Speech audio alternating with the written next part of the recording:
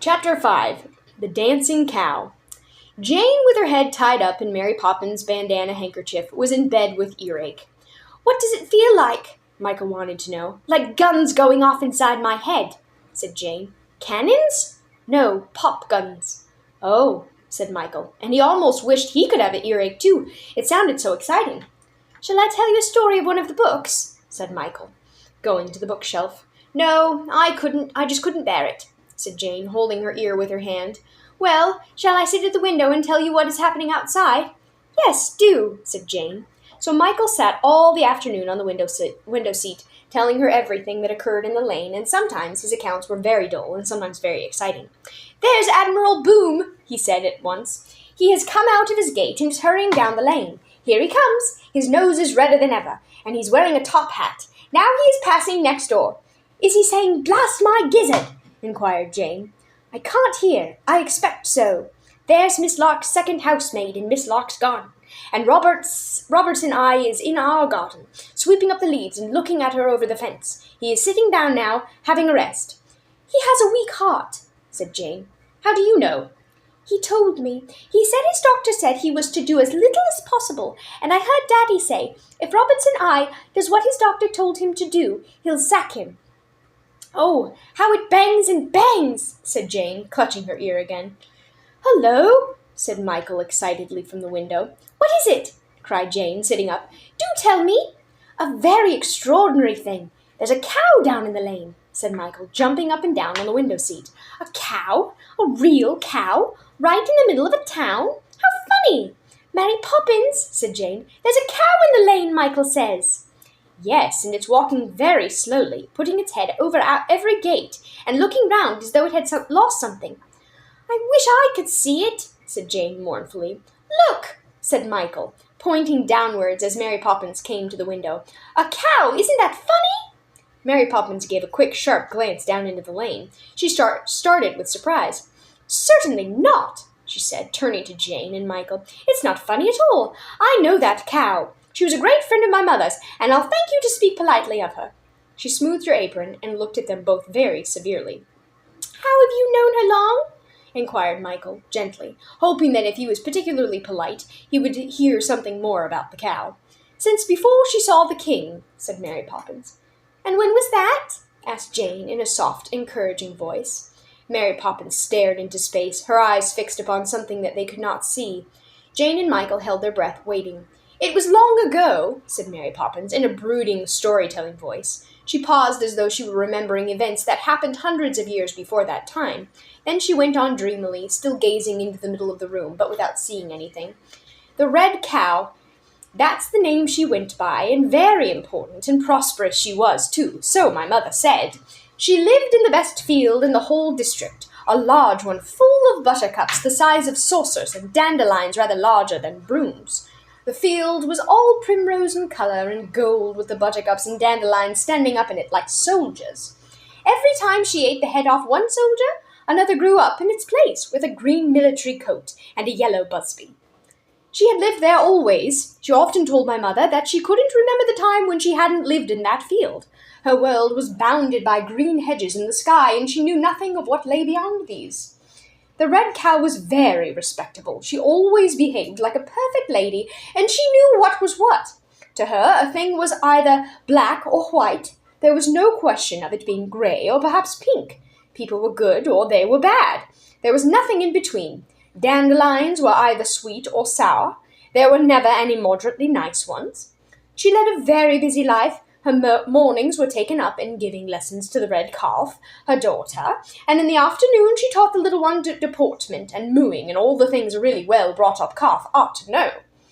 Then they had their supper, and the red cow showed the red calf how to select a good blade of grass from a bad one, and when her child had gone to sleep at night, she would go into a corner of the field and chew the cud and think her own quiet thoughts. All her days were exactly the same. One red calf grew up and went away, and another came in its place, and it was natural that the red cow should imagine that her life would always be the same as it always had been. Indeed, she felt that she could ask for nothing better than for all her days to be alike till she came to the end of them. But at the very moment she was thinking these thoughts, adventure, as she afterwards told my mother, was stalking her. It came upon her one night when the stars themselves looked like dandelions in the sky, and the moon a great daisy among the stars. On this night, long after the red calf was asleep, the red cow stood up suddenly and began to dance. She danced wildly and beautifully in a perfect time, though she had no music to go by. Sometimes it was a polka, sometimes a Highland fling, and sometimes a special dance that she made up out of her own head. And in between these dances she would curtsy and make sweeping bows and knock her head against the dandelions. "Dear me," said the red cow to herself, as she began on a sailor's hornpipe. "What an extraordinary thing! I always thought dancing improper, but it can't be, since I myself am dancing, for I am a modern cow." And she went on dancing and thoroughly enjoying herself. At last, however, she grew tired and decided that she had danced enough, and that she would go to sleep. But to her great surprise, she found that she could not stop dancing. When she went to lie down beside the red calf, her legs would not let her. They went on capering and prancing and, of course, carrying her with them. Round and round the field she went, leaping and waltzing and stepping on tiptoe. "Dear me," she murmured at intervals with ladylike accent. "How very peculiar!" But she couldn't stop. In the morning she was still dancing, and the red calf had to take its breakfast of dandelions all by itself because the red cow could not remain still enough to eat.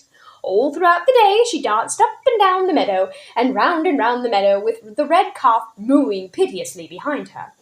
When the second night came, and she was still at it and still could not stop, she grew very worried, and at the end of the week of dancing she was nearly distracted. "I must go and see the king about it," she decided, shaking her head. So she kissed her red calf and told it to be good. Then she turned and danced out of the meadow and went to tell the king. She danced all the way, snatching little sprays of green food from the hedges as she went, and every eye that saw her stared with astonishment, but none of them were more astonished than the red cow herself. At last she came to the palace where the king lived. She pulled the bell rope with her mouth, and when the gate opened, she danced through it and up the broad garden path till she came to the flight of steps that led to the king's throne. Upon this, the king was sitting busily making a new set of laws. His secretary was writing them down in a little red notebook, one after the other, as the king thought of them. There were courtiers and ladies-in-waiting everywhere, all gorgeously dressed and all talking at once. "How many have I made today?" asked the king, turning to the secretary. The secretary counted the laws he had written down in the red notebook. 72, your majesty," he said, bowing low, and taking care not to trip over his quill pen, which was a very large one. Not bad for an hour's work," said the king, looking very pleased with himself. "That's enough for today." He stood up and arranged his ermine cloak very tastefully. "Order my couch. I must go to the barber's," he said magnificently. It was then that he noticed the red cow approaching. He sat down again and took up his scepter. "What have we here, ho?" he demanded, as the red cow danced to the foot of the steps. "A cow, your majesty," she answered simply. "I can see that," said the king. "I still have my eyesight. But what do you want? Be quick, because I have an appointment with the barber at 10. He won't wait for me longer than that, and I must have my hair cut. And for goodness sake, stop jigging and jagging about like that," he added irritably. "It makes me quite giddy." "Quite giddy?" echoed all the courtiers, staring. "That's just my trouble, your majesty. I can't stop," said the red cow piteously. "Can't stop? Nonsense," said the king furiously. "Stop at once. I, the king, command you." "Stop at once. The king commands you," cried all the courtiers. The red cow made a great effort. She tried hard to stop dancing, that every muscle and rib stood out like mountain ranges all over her. But it was no good. She just went on dancing at the foot of the king's steps. "I have tried, your majesty, and I can't. I've been dancing now for 7 days running, and I've had no sleep and very little to eat. A whitethorn spray or two, that's all. I've come to ask your advice." Very curious," said the king, pushing the crown on one side and scratching his head.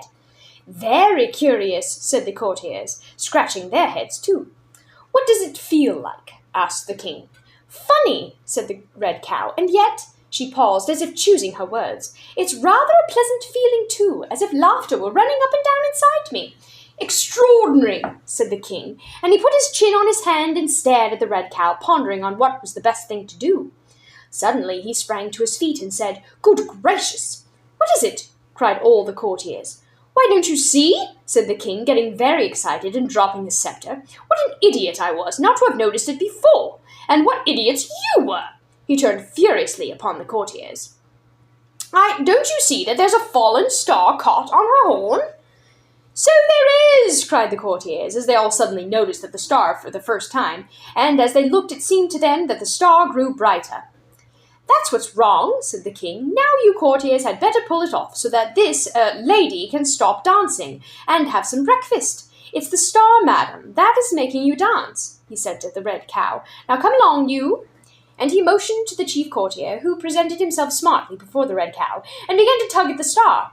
It would not come off. The chief courtier was joined by one after another of the other courtiers, until at last there was a long chain of them, each holding the man in front of him by the waist, and a tug-of-war began between the courtiers and the star.